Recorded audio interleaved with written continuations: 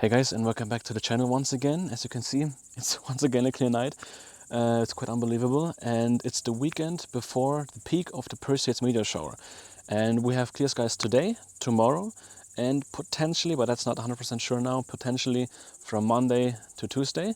So in the peak night, so let's pray for that. Anyway, in these 2 nights we have now, during the weekend, I want to capture as many meteors as possible. And yeah, I went up to this nice mountain here called the Blösling, or der Blösling in German.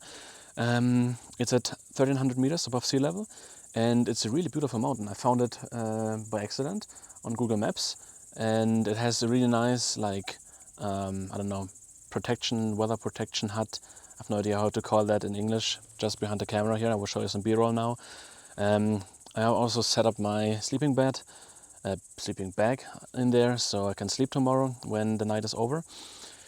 And yeah, I have really cool compositions in mind, and yeah, let's start the night.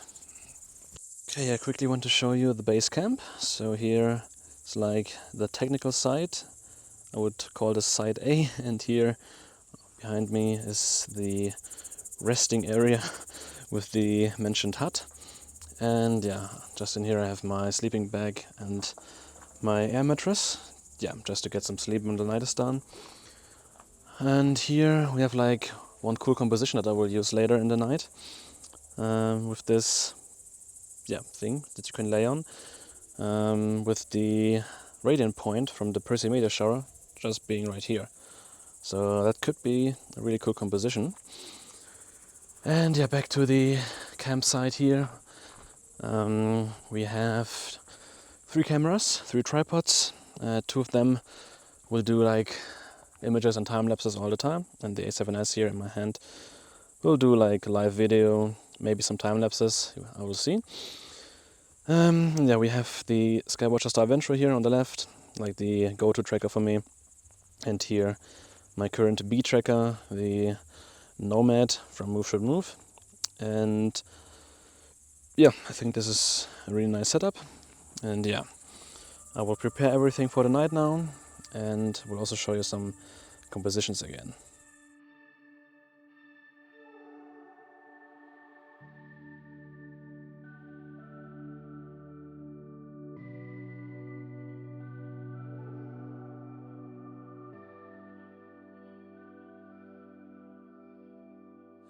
So I quickly want to show you composition 1 for tonight, and this is like the spot that you're seeing right now. So the camera will be pretty much in the same spot. Maybe I will position it a little bit different so that the table and the 2 benches are not in the way.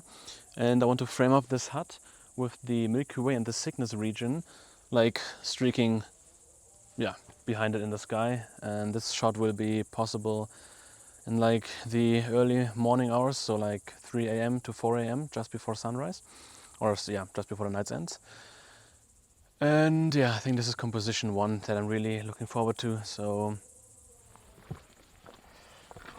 I really have to say the hike up here was really brutal for me, at least. I mean, I have a backpack with like, I just have to like guess it. I think it's like 25 kilos at least. I mean, I have 3 cameras, 3 tripods, 2 trackers, like 10 or 10, 12 batteries for all different cameras, 3 big power banks, clothes for like the night that I've already put on, and yeah, 5 lenses, I believe, and then something to eat, something to drink. I mean, it's so stupid what you do for this hobby. Ah, man. And it was like so steep, the path through the forest and like up the mountain here. It was so steep sometimes. Google Maps told me it's like a 50-minute walk from the parking lot that I parked, and in the end, for me, with all the breaks and all the like breakdowns almost, it was like more like 1.5 hours. I mean, it's not that big of a deal, but yeah, I think that the way down will be much more pleasing tomorrow. And yeah, I have no idea how this vlog will end up on YouTube. I mean, we have 3 nights to cover, tonight, tomorrow, and potentially Monday to Tuesday. And I will have lots of live footage with, like, I hope at least, some bright meteors. And I mean, already tonight I have like 2 really epic images that are disconnected from the meteor shower itself. And 1 image that I still haven't found the foreground composition yet, the 360 panorama. I mean, I have a foreground composition, but the problem is, that's something I haven't mentioned yet, I'm not alone on this mountain. Like, behind me, I don't know, like 50-60 meters behind me, there are 2 people camping up here, so I'm not alone. And right where the camping spot is from them was like my base spot for the 360 panorama. And yeah, I really don't want to mess up their night, so I just will stay here and figure out a different composition. Maybe I will do a composition from the mountain top, just to my right. I'm not sure, but yeah, you will see. Okay, I will use this spot right here for both of my 360 panoramas. So I haven't mentioned that, but I have in mind at least to take 2 360 panoramas, 1 at the beginning of the night and 1 at the end of the night. And whatever like panorama I prefer more, yeah, that one I'm going to stitch later. So this spot right here, as you can see, is my 360 panorama spot. And in the meantime, I'm just doing polar alignment. So polar alignment with the Star Venture is finished now. And I chose this spot here, right in the middle of like everything. Like to my right, I have the like mountaintop cross. To my left here, I have the triangle of benches. The triangle of benches could be a movie name. Anyway, I chose the spot here for my 360 panoramas. So I want to capture 2 360s. So like 1 at the beginning of the night and 1 at the end of the night. And whatever I prefer, I choose later on in the like image processing for the comet shot that I have in mind. Or something else that I have in mind is that I do like an extended sky shot, so that I capture the sky like within the 360 panorama now, as it is now, and also later in the night, again when the sky like changed, when we have another constellations in the sky, and then I can use all these images to create like an extended sky shot, so I have like much more sky visible that I could shot like in the moment right now. So I hope you know what I mean by that, and yeah, so that's the plan for here.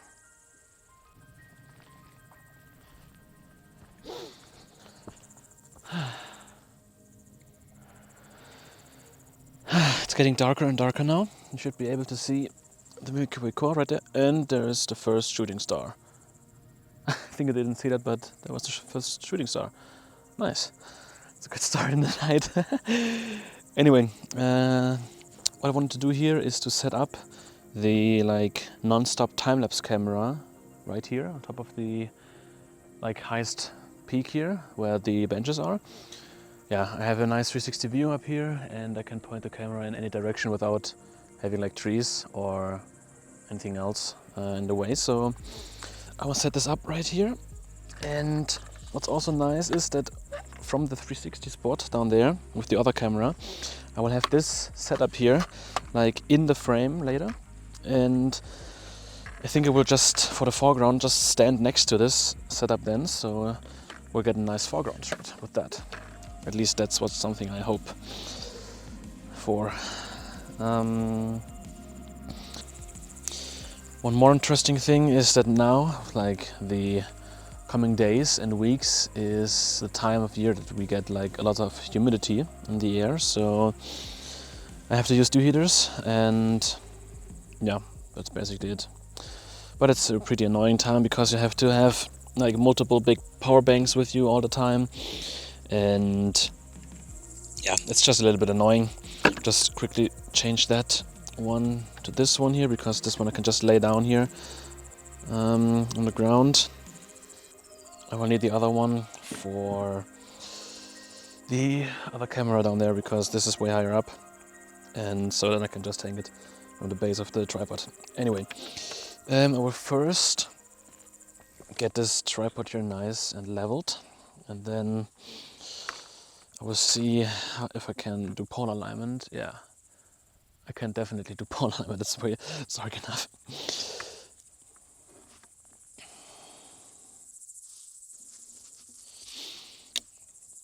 That's what we want to see. Perfectly leveled, and now I'll just do pole alignment. For that, let me quickly change the camera angle.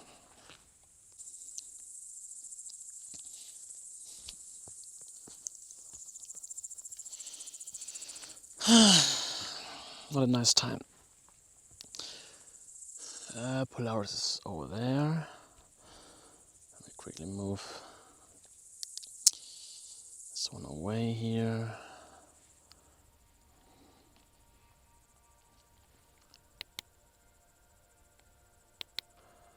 That's more than good enough. Of the polar alignment. And now I'm thinking of the direction I want to shoot first. So I just started the first time lapse here, and I'm pointing straight up towards the Cygnus and Grey Drift region. And yeah, I'm hoping to get some nice meteors in this field of view. And yeah, I will let this run for like, I don't know, 1 or 2 hours, and then I will change the direction where I'm shooting. So yeah, here's the Milky Way core, but yeah, I'm not really interested in that tonight, so I don't know, it's not even fully dark yet. As you can see here, it's still like late, what's it called, late twilight? No, I don't know. And yeah, I'm still just starting now, so I think it's going to be a good night. I think it's dark enough to at least start the foreground exposures for the first 360 panorama. And yeah, I think I will just do a quick test shot and then I will start that. I will quickly do a 10-second exposure at f2, and let's see, ISO 3200, and then if that's looking good, I will just do the foreground now, and then when I'm done with the foreground, I think it should be dark enough to start capturing the sky. So pretty cool.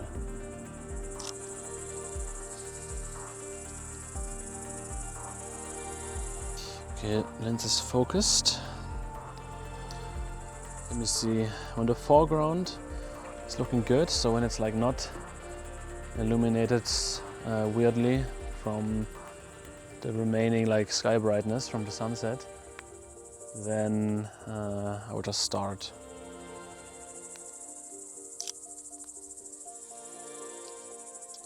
Oh, that looks totally fine. Okay, so I will do 30 seconds ISO. Wow, let's see. Let me do a test shot. 30 seconds ISO 3200. Oh, you know what? I will do 30 seconds. I think 30 seconds is more than enough. Let's see how that looks.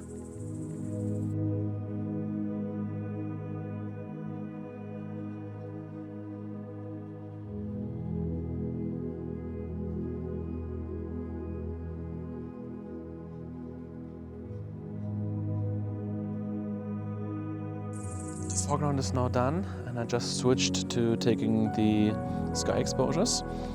And yeah, for the foreground I did 1 minute exposures at f2.5 and ISO 3200, and now I changed that to f2 and ISO 1600 for the sky.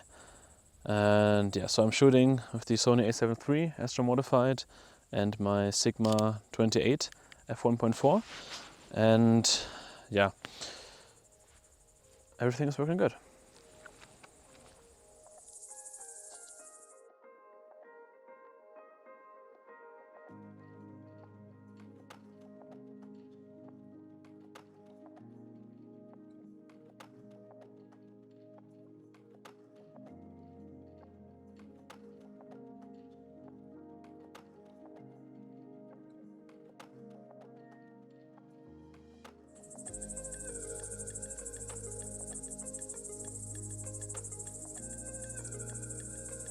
Come on.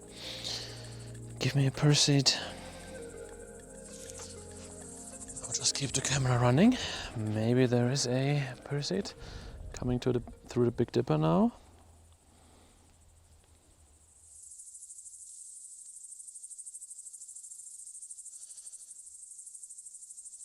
I think there was a small one.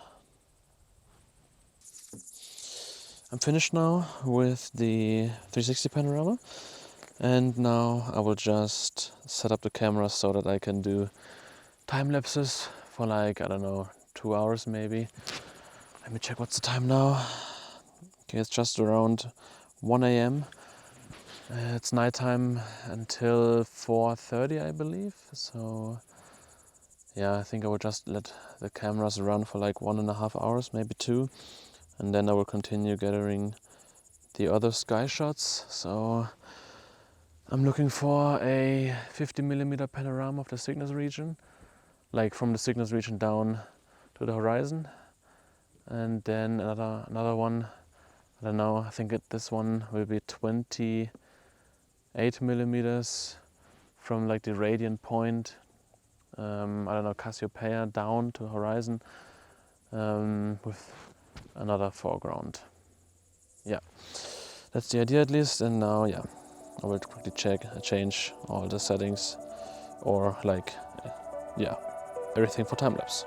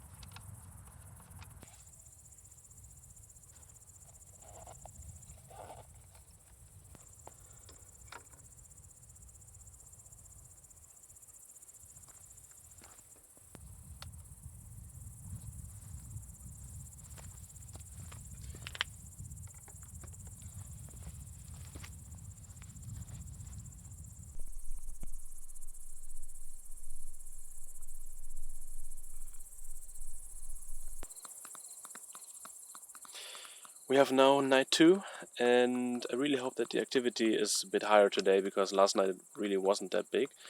I've looked through all the images, like all the time lapses by now, and I think I had like 6 or 7 like smaller Perseid meteors. It's like better than nothing, but I really hope that tonight is going to be better. And yeah, I'm not going to do any like serious vlogging tonight. I'm just going to focus mainly on images and like do here and there some yeah, videos of me in the field, or like trying to capture some Perseids. So yeah, let's start the night. According to photopills, we should have around 20 to as high as 40 meteors per hour tonight. So from Saturday to Sunday. And I really hope that this is the case, because at last night it was really bad. Like, I mean, yeah, it's far away from the peak. We're still a few nights off, or like before, but I really hoped that I could see some more last night, but it really wasn't the case. And yeah, I chose this spot here for like the next 2 nights. I mean, for tonight. And the good thing is, when we trust in the forecast, we should have clear skies from Monday to Tuesday, so in the peak night, which is really nice. And the good thing is I have time to come out here, at least yeah, when my plans are correct for now. And yeah, I will use this spot here because it's really nice. I'm alone here. It's a quite short drive. It's only 40 minutes instead of like over an hour, and like in the last night with an 1 hour plus hike on a mountaintop. Yeah, I think it should be a really nice night. And as I said earlier, I won't do much vlogging tonight. I will just use all the cameras to shoot time lapses, and maybe I don't know, I think in the early morning at around, I don't know, 2 or 3 a.m. I will try to get some meteors in the live view, like on video, but the rest will just be time lapsing and enjoying the night. Yeah, so I will see you.